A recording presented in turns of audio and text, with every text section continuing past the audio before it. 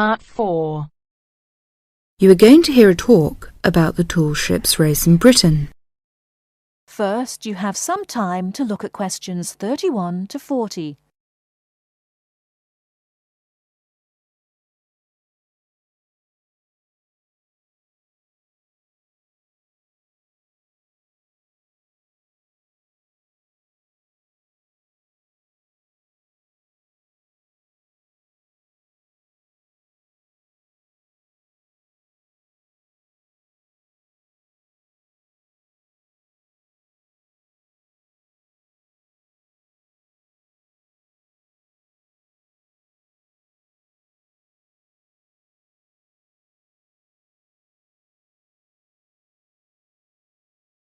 Now, listen carefully and answer questions 31 to 40. In July 1956, a fleet of 21 sailing ships from 11 countries raced each other from Torbay in Devon to Lisbon. The ships had been converted from cargo carrying to sail training ships. However, their future seemed uncertain, and the purpose of the gathering was to mark the passing of the age of the sail. What happened instead was that the sailing ships refused to say goodbye, and 2 years later they raced again, and the fleet was even larger. It was then that the title The Tall Ships was given to them, and the name remains today. The original organisers, the Sail Training Ship International Race Committee, now called the Sail Training Association, saw that a new international movement had begun, adventure training under sail.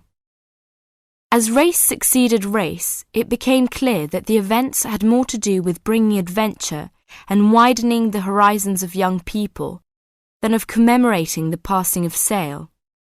Now, sail training ships began to be specially built, and young people from all walks of life wanted to participate. Now, to compete, a vessel has to satisfy just 3 requirements.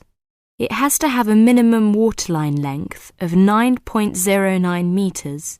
Half its crew must be between the ages of 16 and 25, and its principal means of propulsion must be a sail.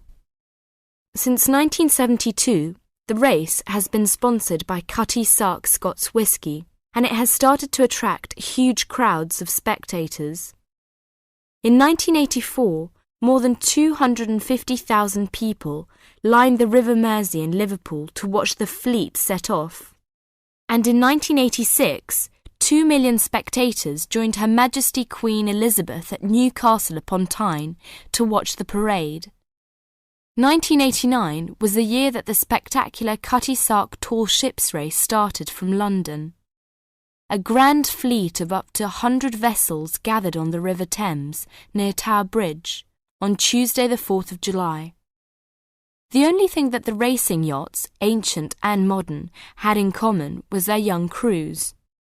Few were expert sailors, and the majorities were strangers to the sea and to each other.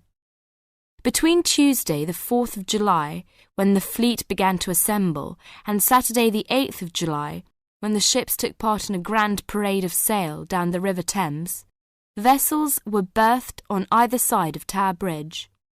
Some were moored in the Pool of London, opposite the Tower of London, while others were moored to the east of Tower Bridge. Smaller vessels were accommodated in St. Catherine's Dock. Many of the larger ships were open to the public. It was an amazing and historic spectacle as the ships sailed slowly up the River Thames. That is the end of Part 4. You now have half a minute to check your answers.